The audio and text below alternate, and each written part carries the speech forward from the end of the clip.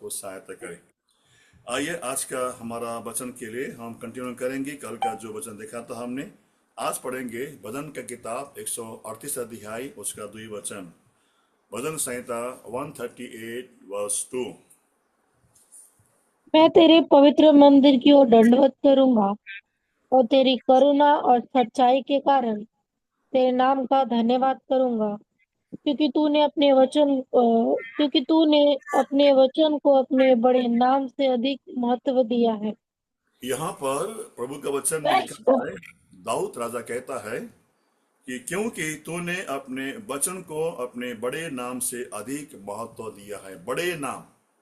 आज हम ध्यान करेंगे परमेश्वर का, यहोवा का नाम जो हम पुराने नियम में हम पाते हैं। यहोवा का अलग अलग नाम दिया गया है। कल हमने क्या देखा? हमारा परमेश्वर का गुण को हमने देखा। आज हम देखेंगे परमेश्वर का बड़े नाम क्या है, किस नाम से परमेश्वर अपने लोगों को दर्शन देता था पुराने नियम के अंदर। उस बात को हम देखेंगे। उस नाम का मतलब है, उस नाम का एक अहमियत है, उस नाम का एक महिमा है। उसके बारे में आज हम देखेंगे।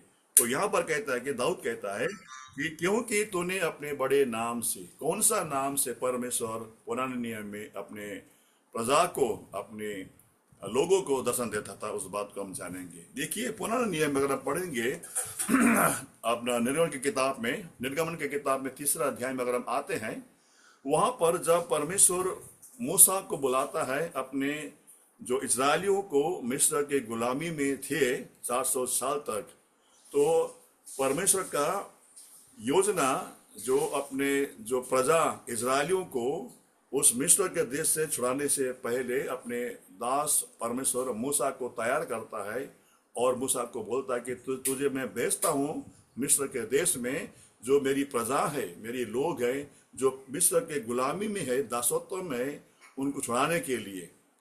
तो मूसा कहता है, हे परमेश्वर, मैं कौन हूं?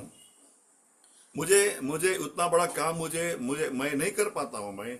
और जब मैं मिस्र के देश में जाऊंगा, आपके प्रजा के बीच में, लोगों के बीच में, जब वहां पर जाने के बाद में जब लोग पूछेंगे कि तुम कौन हो, तुमने किसने भेजा तुमको करके, मैं उनको क्या बोलूंगा?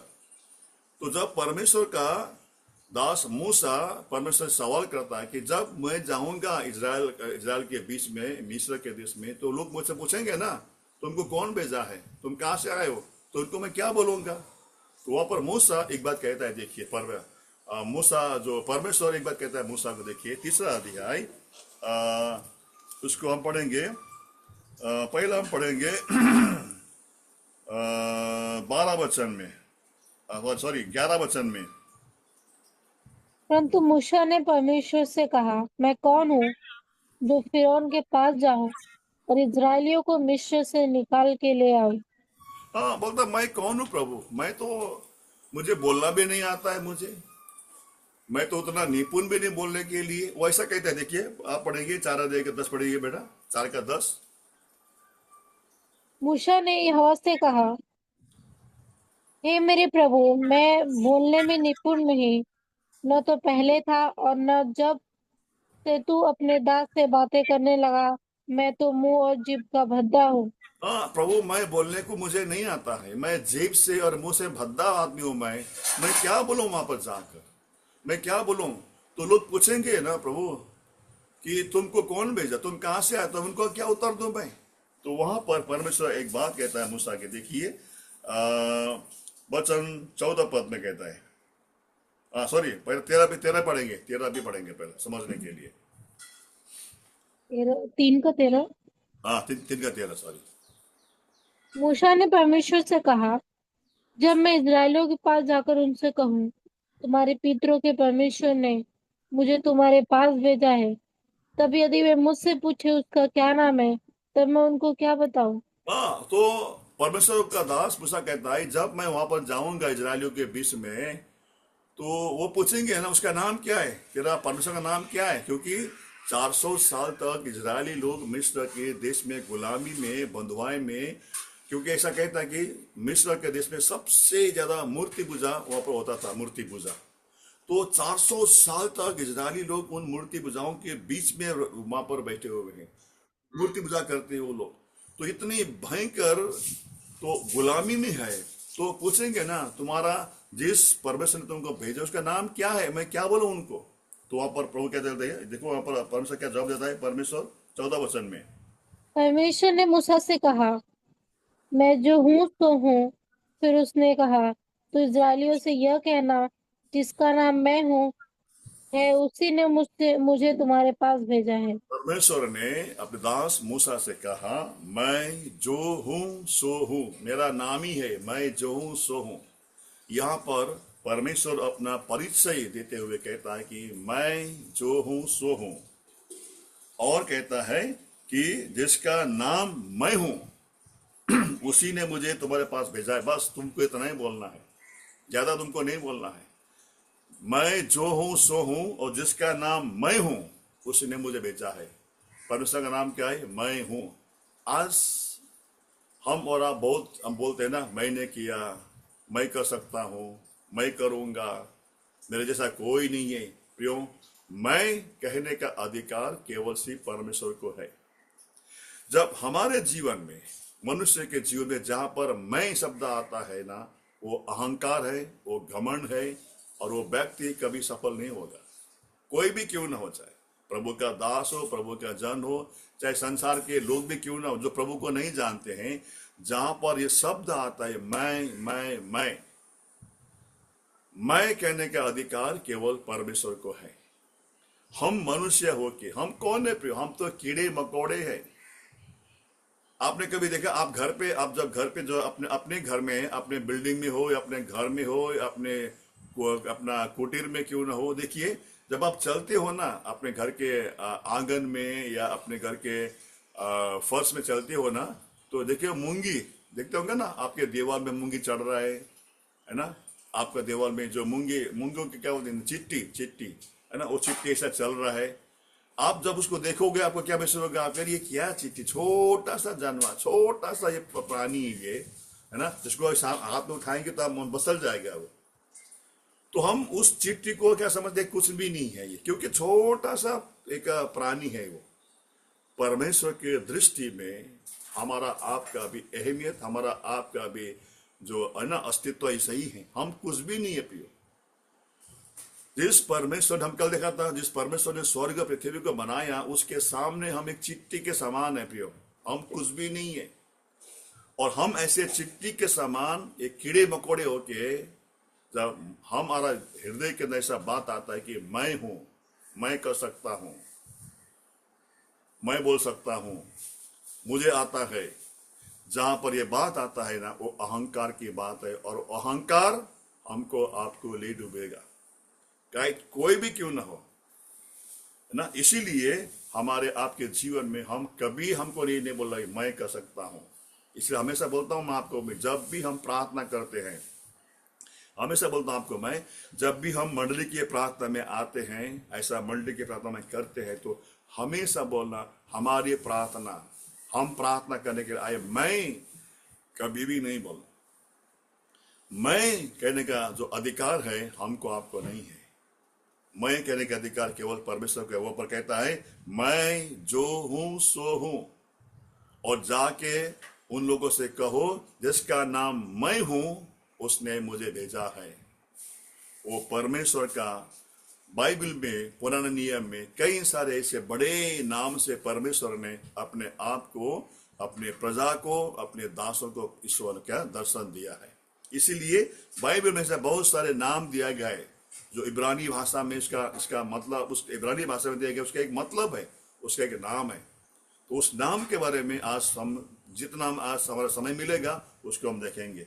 पहला हमारा परमेश्वर का नाम जो मैं हूं बोलता है ना, उसका नाम क्या है? देखो किस नाम से परमेश्वर ने अपने दास को दर्शन दिया था। पहला हम पढ़ेंगे उत्पत्ति की किताब 17 अध्याय में आएंगे। उत्पत्ति की किताब 17 अध्याय, ये इब्रानी भाषा में इसका नाम का मतलब, इसका नाम है, इसका मतलब होता है, अलग अलग नाम, अलग अलग उसका मतलब होता है। उसको हम आज देखेंगे। उत्पत्ति की किताब उसका 17 अध्याय उसका 1 वचन। जब अब्राहम 99 वर्ष का हो गया, तब यहोवा ने उसको दर्शन देकर कहा, मैं सर्वशक्तिमान ईश्वर हूँ, मेरी उपस्थिति में चल और सिद्ध होता जा। परमेश्वर ने अब्राहम को दर्शन दिया और अपने दर्शन देते हुए अपना परिचय देते हुए परमेश्वर कहता है, क्या कहता है? मैं सर्वशक्तिमान परमेश्वर हूं। इसको होता है एल सदाई परमेश्वर, एल सदाई। तो एल सदाई का मतलब क्या होता है? सर्वशक्तिमान। एल सदाई क्या है? ये जो ग्रीक भाषा, इब्रानी भाषा है ये। तो एल सदाई, मैं सर्वशक्तिमान परमेश्वर हूं।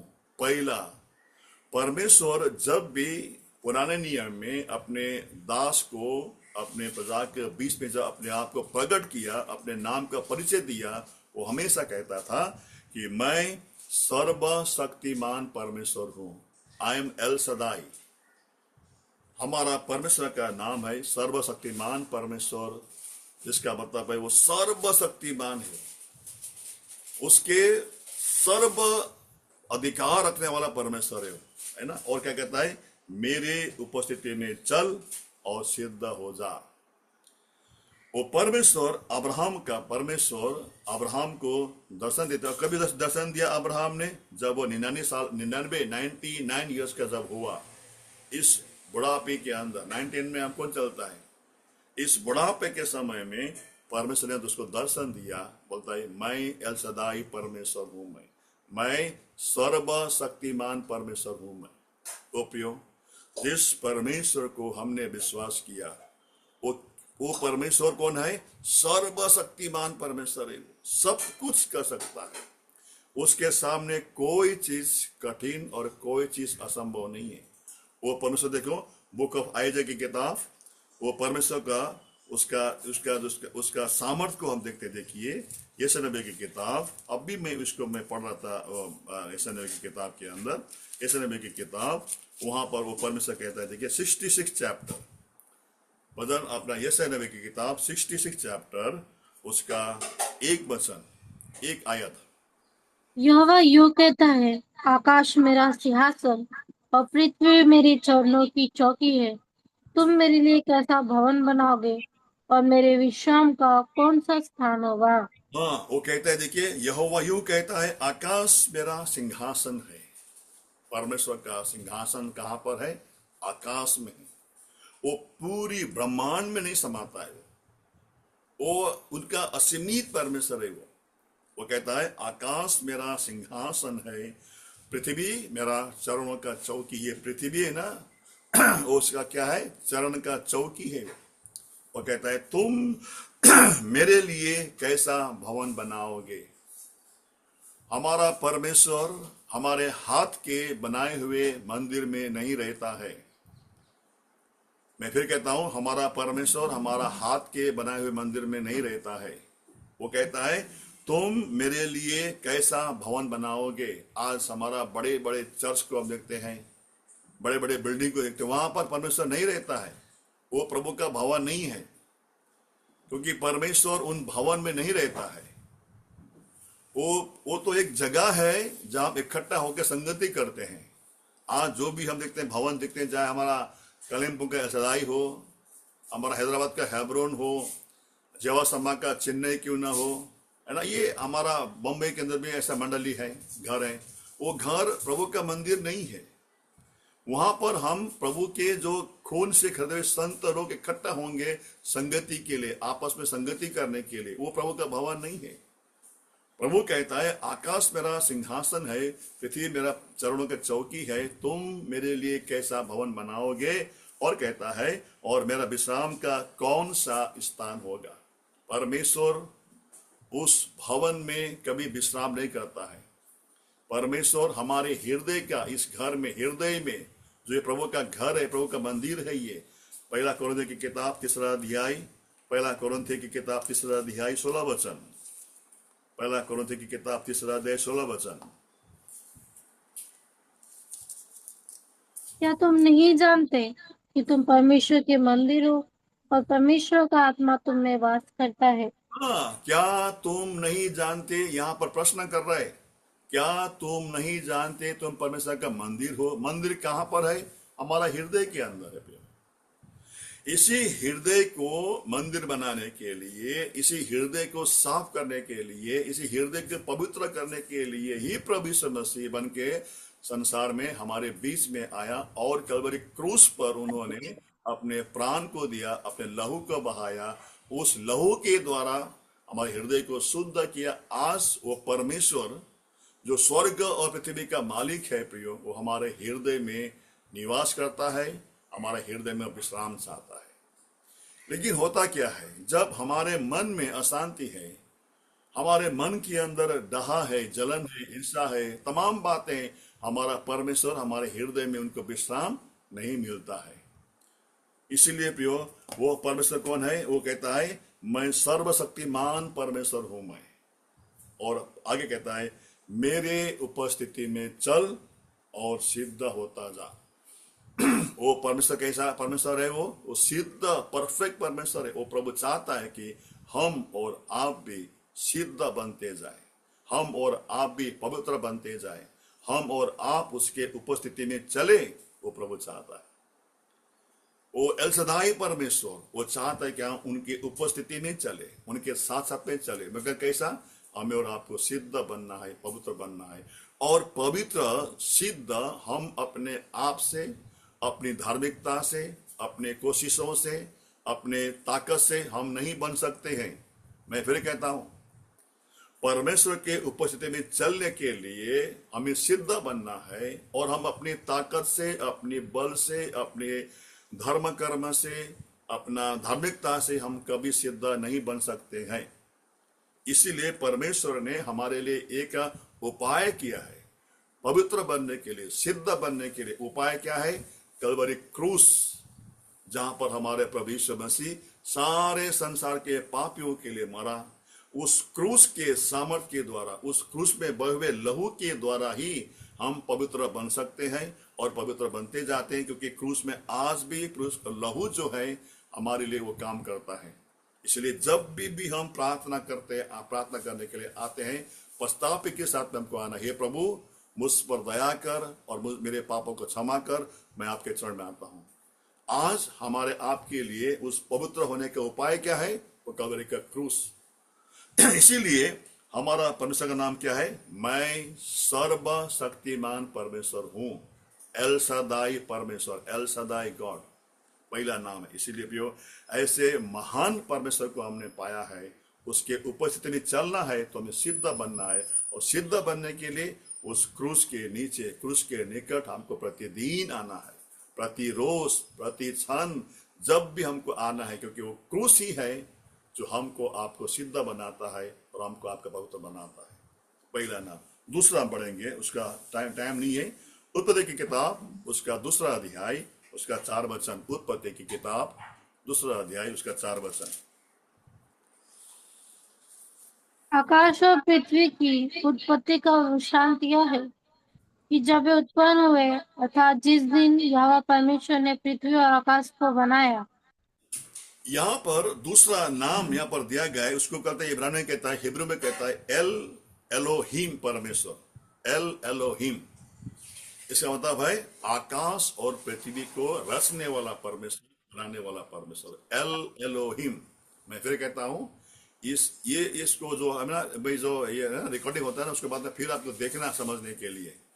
दूसरा नाम क्या है? L Elohim.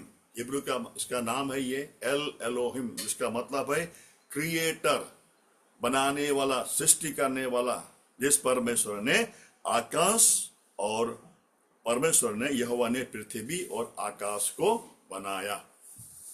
ये इसका मतलब है बनाने वाला, सृष्टिकर्ता परमेश्वर। जिस परमेश्वर ने आकाश को, पृथ्वी को बनाया, वो परमेश्वर को हमने, आपने क्या किया? विश्वास किया। उस परमेश्वर ने हमको, आपको चुना है। वो परमेश्वर कौन है? L Elohim. बोलना नहीं, एल एलोहिम मतलब है बनाने वाला, कर्ता परमेश्वर है। हमने कल देखा ना भजन की किताब में, वो कर्ता परमेश्वर। इसको थोड़ा, इसको बस हम कल देखेंगे, हम इसको और जरा विश्लेषण करने के लिए। तो वो उसका नाम, दूसरा नाम क्या है? एल एलोहिम, कर्ता, सृष्टि करता, आकाश और पृथ्वी को बनाने वाला परमेश्वर है। तो उस परमेश्वर ने हमको, आपको चुना है। वो परमेश्वर कौन है देखिए, उसने कैसे निर्माण किया। आप पढ़ेंगे बेटा उत्पत्ति की किताब 1 अध्याय उसका 2 वचन पढ़ बेटा। पृथ्वी बेडौल और सुनसान पड़ी थी, तो गहरे जल के ऊपर अंधियारा था, तथा परमेश्वर का आत्मा जल के ऊपर उमड़ता था। एक वचन में ध्यान दीजिए, एक में कहता है आदि में परमेश्वर ने आकाश और पृथ्वी को सृष्टि की। देखिए, एक 1 अध्याय का एक पद में क्या लिखा है, आदि में परमेश्वर ने आकाश और पृथ्वी को सृष्टि की है। लेकिन दूसरा पद में क्या कहता है, देखो क्या कहता है बेटा, पृथ्वी बेडोल और सुनसान पड़ा था। 1 अध्याय का 1 और 2 पद में हजारों साल का गैप याद रखना।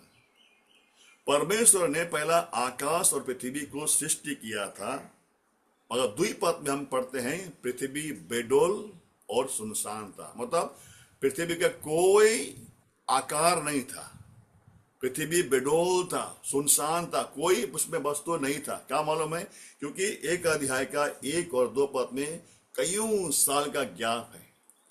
ये 1 अध्याय का 1 पद में जब परमेश्वर ने आकाश पृथ्वी को बनाया, उस टाइम पे संसार में पाप नहीं था, और उस टाइम पे पृथ्वी में कोई जंतु कोई कुछ नहीं था। उस टाइम पे केवल परमेश्वर ने आकाश और पृथ्वी को बनाया था, उसमें कुछ नहीं था। मगर यहाँ पर ऐसा बाइबल का पंडित कहता है, जब परमेश्वर ने लूसीफर को, जो प्रभु का स्वर्गदूत था, उसको जब श्राप देके उसको पृथ्वी पर गिराया, और उस लूसीफर के साथ में करोड़ों दूतों को पृथ्वी पर गिराया था श्राप देके, उस टाइम पे ध्यान से सुनिए, उस टाइम पे पृथ्वी पर भयंकर एक क्या बोलता है उसको, एक भयंकर एक गर्जन हुआ। तो बोलता है पृथ्वी का उल्टा पुल्टा हो गया, पृथ्वी पूरा बेडोल हो गया, पूरा पृथ्वी में कुछ नहीं था। पर और लिखा है पृथ्वी बेडोल था और सुनसान पड़ा हुआ था। परमेश्वर ने तब आगे हम पढ़ते हैं, परमेश्वर ने आकाश पहला क्या बनाया, पहला परमेश्वर ने, देखो वहां पर लिखो, पृथ्वी सुनसान पड़ी थी, और जब परमेश्वर का उजाला हो तो उजाला हो गया। परमेश्वर ने सबसे पहला पृथ्वी पर उजाला बनाया। परमेश्वर ने केवल आज्ञा दिया। भजन का किताब उसका 33 अध्याय, भजन संहिता की किताब 33 अध्याय उसका 9 वचन। क्योंकि जब उसने कहा तब हो गया, जब उसने आज्ञा दी तब वास्तव में वैसा ही हो गया। परमेश्वर ने कहा वैसा हो गया, और जब प्रभु ने आज्ञा दिया वास्तव में वैसा ही हो गया। प्रभु ने आज्ञा क्या दिया, आकाश में सूर्य हो, चंद्रमा हो, तारागण हो। प्रभु ने आज्ञा क्या दिया, समुद्र हो। जो जो प्रभु ने आज्ञा दिया सब कुछ क्या हो गया, वो हुआ। तो दूसरा नाम हमारा परमेश्वर का है एल एलोहिम। वो मतलब क्या है, क्रिएटर, सृष्टि करने वाला परमेश्वर। उस क्रिएटर ने, उस सृष्टि करने वाला सृष्टिकर्ता परमेश्वर ने हमको आपको क्या किया है, चुना है। प्रियो, कितना बड़ा हम और कितना बड़ा धन्य के लोग हैं, कितना आशीषित लोग हम लोग है। ऐसे परमेश्वर को हमने आपने पाया हुआ है। आगे और भी बहुत सारे नाम है, कल देखेंगे, हम परसों देखेंगे। प्रभु सहायता करें हम समझने के लिए, है ना, बाइबल का परमेश्वर, जो उसका नाम, जो अलग अलग नाम से परमेश्वर ने अपने आप को परिचय देते हुए अपने दासों को प्रकट किया। परमेश्वर ने, उस परमेश्वर को हमने जाना है, हमने पहचाना है, उसमें विश्वास किया है, और उनके करीब में हम आए हैं। प्रभु हमको सहायता करे, उस परमेश्वर की ज्ञान में, उसकी समझ में हम बढ़ते जाएं। प्रभु हमको सहायता करे। आइए हम प्रार्थना करेंगे। हमारा बहन सिंधु प्रार्थना कीजिए।